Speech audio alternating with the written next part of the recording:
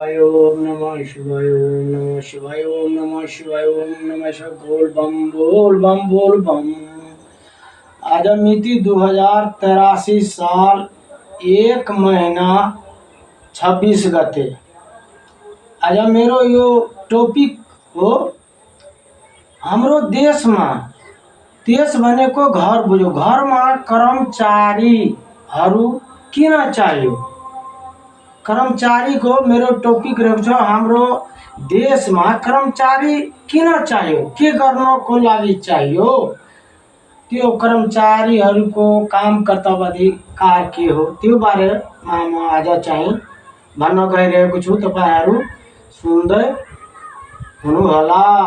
ल त सबभन्दा पहिला तपाईहरु चाहिँ धेरैले धेरै कुरा गर्छ, धेरैले के गर्छ, धेरै कुरा गर्छ, तर नबुझिकन धेरै कुराहरू चाहिँ बङ्ग्याउन थाल्छ, भन्न थाल्छ, हेर्न थाल्छ, जे मन लाग्छ त्यही गर्न थाल्छ।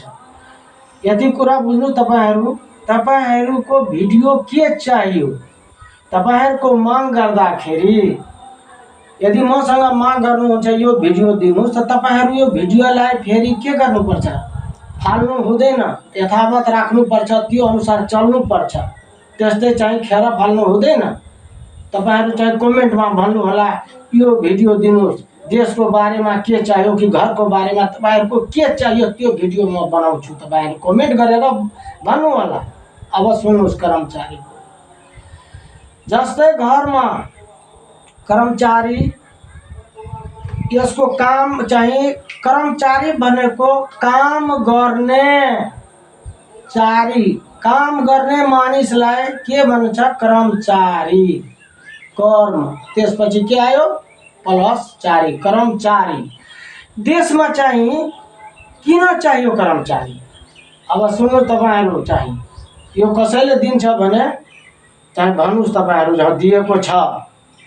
किनकि हाम्रो देशमा जनताको लागि निम्न अनुसार तहका हैन, तहका कर्मचारीहरू चाहिन्छ। किन, कसको लागि? तिमीहरू भन्न सक्छौ? तिमीहरूको छ? कसैले भन्न सक्छ? यसको अप्रुभ पनि गर्नुपर्छ भनेर हुँदैन। त्यस्तो मुखले भनेर हुन्छ? कुरा गर्छ, लामो लामो ठुलो ठुलो कुरा गर्नुहुन्छ। केही जानु होला, अरूलाई चाहिँ राम्रो मान्छेलाई चाहिँ बगाउनु हुन्छ। म नै जे छु त्यही छु, अरू छैन कोही पनि दुनियाँमा यसमा तपाईँ जस्तो। जनताको काम गर्नको लागि, जनतामा जस्तै खानाको लागि, कृषिको लागि, डाक्टरको लागि हैन, पढ्नको लागि हो कि होइन? अब अरू भन्ने धेरै छ। जनताको लागि सरकारले कर्मचारी काम गर्ने मानिसहरू भर्ना गरिन्छ। अब रह्यो कुरा के, जब तपाईहरु कर्मचारी बन्नुहुन्छ त कसको लागि? जनताको काम गर्नको लागि इमानदारी पूर्वक गर्नुपर्छ। त्यस्तै निम्न तहमा हुन्छ। त्यसमा के हुन्छ? कर्मचारीमा हरेक कार्यालयहरूमा निम्न अनुसार कार्यालयहरू हुन्छ, अफिसहरू हुन्छ हैन। कार्यालय भनेको के? काम गर्ने आलय, आलय भनेको घर, कर, कार्यालय, कार्य, काम गर्ने घर। त्यसमा के दिन्छ?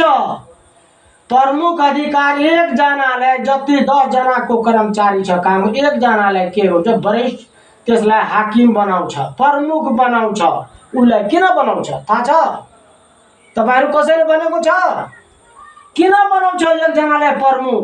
जस्तै शिक्षामा भन्नुस् हैन, शिक्षामा किन बनाउँछ एकजनालाई प्रमुख? विद्यालयमा भन्नुस् अथवा शिक्षा मन्त्रालयमा भन्नुस्, किन एकजनालाई प्रमुख बनाउँछ? शिक्षा मन्त्री हुन्छ, विद्यालयमा प्रमुख प्रधानाध्यापक हुन्छ, कृषि विकास बैंकमा हैन म्यानेजर हुन्छ, बैंकमा धेरै बैंकहरू छ हैन, छ कि छैन? त्यसमा प्रमुख किन बनाउँछ? त्यो आउँछ?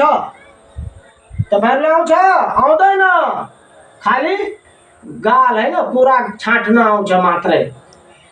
सालभरमा सरकारले कति पैसा दिएको छ त्यो हिसाब लिनको लागि आर्थिक वर्ष जाँदाखेरि, आर्थिक वर्षको हिसाब खेरि तपाईलाई यति दियो, कहाँ कहाँ खर्च गर्यो त्यो खर्च चाहिँ दिनु। त्यसैले त्यसको के गर्छ?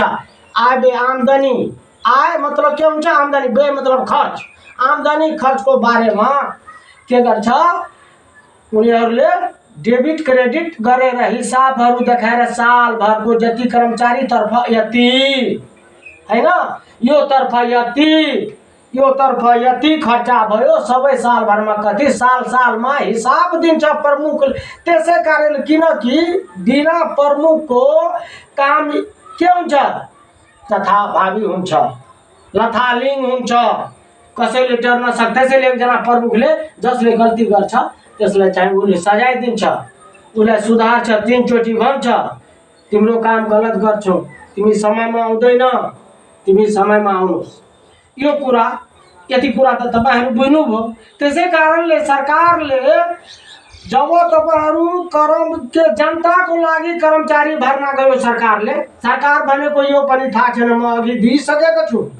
अघि सरकार भनेको के हो मसँग धेरै छ, म धेरै भन्न चाहे फकटमा तिमीहरु लिन चाहनुहुन्छ, फकटमा तिमीहरुको मिठो मिठो भनेर के हुन्छ, तपाईसँग आशा गर्दिन, म न आशा गरेको छु न अपेक्षा राखेको छु तपाईहरुसँग। जति कुपात्र मान्छेहरु छ संसारमा, कुपात्र सुपात्र होइन, कुपात्र मान्छे हो। यो मलाई को भाइरल हुने मलाई मतलब छैन, ठुलो मान्छे बन्नको लागि म यसमा आएको होइन। मेरो कर्तव्य हो, म यो 60 वर्ष पुराएर हैन, 60 वर्ष पुराएर हैन, पुरा गरेर 60 वर्ष 37 वर्ष जागिर गरेको मैले कुरा बुझ्नुभयो। 37 वर्ष मैले जागिर खाएको, 2 वर्ष अस्थायी अरु थाय स्थायी कति भयो, 2 वर्ष अस्थायीमा 35 वर्ष कति भयो 37 वर्षको। यो 60 वर्ष पुगाउनको लागि तपाईहरुलाई धौधौ हुन्छ, धौधौ।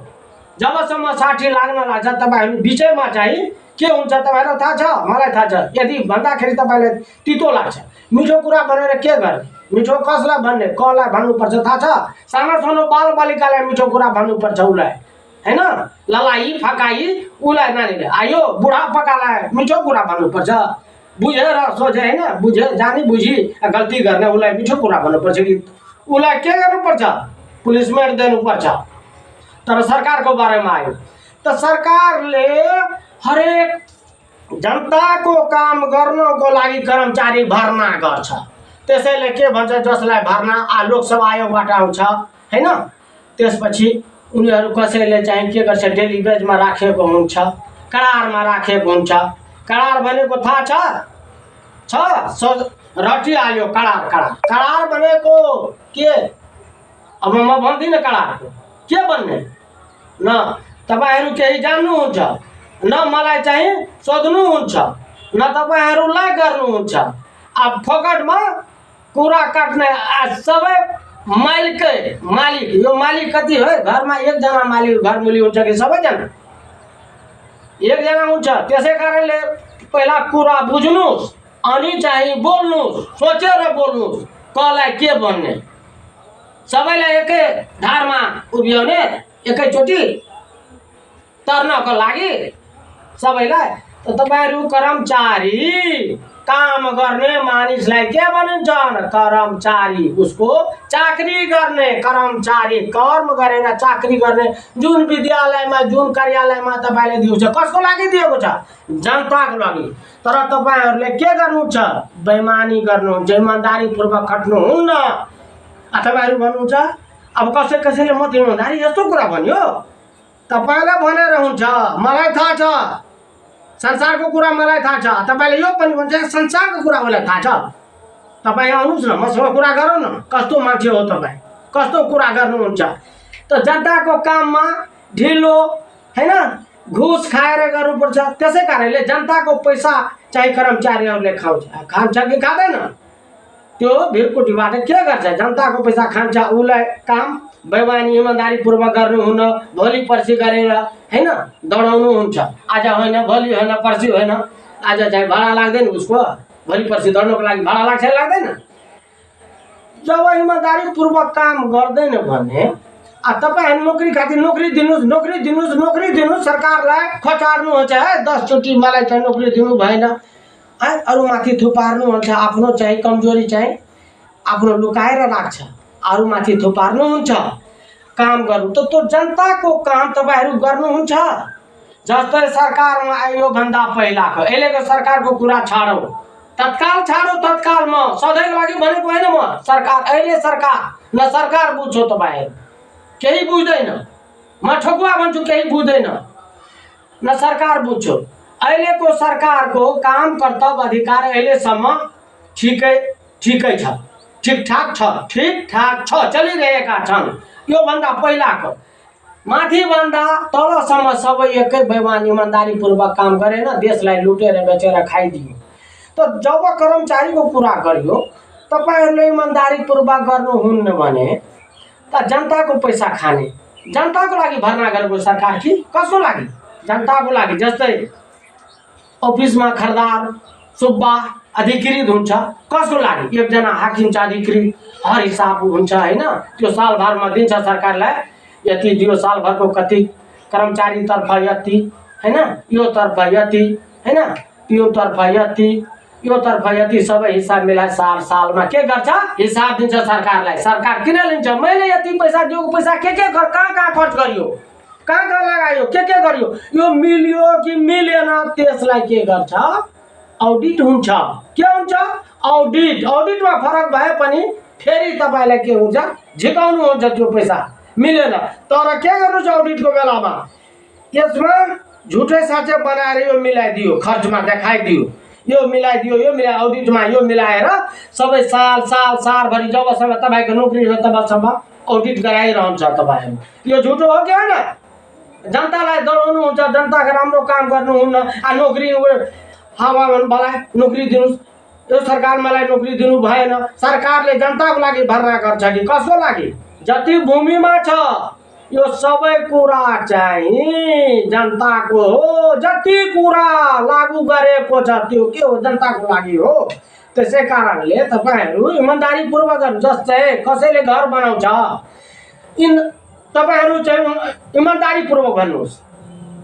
तपाईहरुले यो काम गर्न जुन मान्छे आउँछ कसैको घरमा, इमानदारी जति उसको जलादारी दिएको छ हैन, 800 1000, गाउँ घरमा चाहिँ 700 लिन्छ, शहर बजारमा ठीक छ 1000 रुपैयाँ छ। त्यो 1000 लिने जति छ हैन, तोकेको छैन सरकारले, उले यहाँ चाहिँ जति छ त्यो अनुसार मूल दिइरहेको छ हैन, दिइरहेका छन् भने त्यो इमानदारीपूर्वक काम गर्छ। त कसरी भावना सुन्छ उसको? हुन्छ कर्मचारीले राम्रोसँग काम गर्दैन, तलब बढाइदिनुस्, यो गरिदिनुस्, उ गरिदिनुस्, यो गरिदिनुस्, तब हुन्छ। तलब बढाए पनि, जति बढाए पनि सरकारले यो मानिस सुध्रिँदैन, कहिले पनि सुधर्दैन। किन? बानी बिगाडिसकेको छ। जबसम्म अब अहिले यदि टाइट गर्छ यो सरकार राम्रो होइन, यो सरकार खतम छ। किन? बानी बिग्रो। त्यसै कारणले यस्तो कुरा तपाईहरु भन्नुहुन्छ। तपाईको यस्तो कुरा यदि राम्रो बानी भइसक्यो भने तब तपाईहरु भन्नुहुन्छ ठीक गर्नुभयो। किन? आदत यो भन्दा अगाडिको जति, अब नाम के भन्नु म भन्दिनैले, म चाहिँ भन्दिन नाम। यो भन्दा अगाडिको सबैलाई गाउँदेखि माथिसम्म आदत बिगाडिसकेका छन्। त्यो आदत सुधार्नको लागि सरकारलाई धेरै ठोकर खानुपर्छ, धेरै ठोकर उसले दिन्छ। यो सरकार राम्रो होइन, यो गल्ती गरेको, यो गरेको, ऊ गरेको, सबै यो किनकि आदत बिगाडेको छ। म सरकार हैन, श्रीमान सामान्य प्रधानमन्त्री बालेनज्यूलाई म आज धेरै कुरा प्रधानमन्त्रीज्यूलाई भन्न सक्दिन, किन एउटा कुरा मात्रै। तपाई जुन कुरा गर्नुहुन्छ हैन, त्यो कुरा तपाईको ठिक अहिलेसम्म चलिरहेका छन्। तपाई यसमा यताउता नगर्नुस्, तपाई गर्दै जानुस्। यो जनताले चाहे आगामीको नेताहरूले बिगाडिसकेका छन् यसको बानी। तपाई चाहिँ जति जे गर्नुहुन्छ ठीक छ, म दिन्छु। यदि तपाई सल्लाह चाहनुहुन्छ भने मसँग, म धेरै सल्लाह, म धेरै जानकारी छैन मसँग, म केही जानेको छैन, त्यस्तै म बोकिरहन्छु। जति जे छ मसँग म सल्लाह दिन्छु। तपाईले के चाहियो देशमा, चाहे जे होस्, जे गर्नुपर्छ, जे सल्लाह चाहियो। तर तपाईको सल्लाहकार त धेरै पढे लेखाको हुन्छ, म त धेरै पढे लेखाको छैन। धेरै छ, विद्वानहरू छ, न विद्वानको अर्थ बुझ्छ, न वकिलहरू बुझ्छ, न बुझ्छ, परेशान गर्छ, कहन्छ म यो हो। अब जति शब्द छ जति म सबै दिन सक्छु यथार्थ कुरा, तर यथार्थ कुरा राम्रो लाग्दैन मानिसहरूलाई, किनकि के छ कुवचन मानिसहरू छ, कुवचनमा लागेको छ। त उ किन मेरो वचन किन राम्रो लाग्छ? त्यसै कारणले श्री सामान्य प्रधानमन्त्री बालेनज्यू तपाईँ जे गर्नुहुन्छ तपाईँ ठिक गर्नुहुन्छ, कसैको कुरा नसुन्नुहोस्, तपाईँले जे बरु जे भोग्नुपर्छ भोग्नुहोस्, तर जति गर्नुभयो आजसम्म जहिलेदेखि तपाईँ बन्नुभयो यो अहिलेसम्म ठिक छ, कसैको भनेर हुँदैन कसैले, होइन? तपाईँ चाहिँ कुन राम्रो हो, कुन राम्रो हो, कुन राम्रो होइन, ठिक हो कि बेठिक हो तपाईँ पनि छुट्याउनु, तपाईँ पनि इन्जिनियर हुनुहुन्छ, होइन? मेरो त चाहिँ 60 वर्ष पुगिसक्यो, 60 वर्ष 1 महिना लाग्न अब लागिसकेको छ, म त केही जानेको छैन। त धन्यवाद तपाईँलाई, मसँग धेरै छ, तर यी मानिसहरू कुपात्र मानिसहरू म भाइरल हुन चाहदिनँ, म ठुलो मान्छे बन्न चाहन्छु। म जे कुरा छु जबसम्म मेरो आयु रहन्छ म यस्तो दिँदै रहन्छु, चाहे जे गर्नुपर्छ। नमस्कार, धन्यवाद।